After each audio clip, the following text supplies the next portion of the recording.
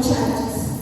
We, as students, face a lot of difficulties, big or small, no matter what, we should have the courage to overcome them. Challenges comes in various forms: personal, professional, physical, and emotional.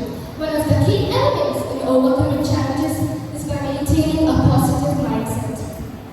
A positive attitude does not mean ignoring the difficulties, but rather facing it with the belief that solutions exist.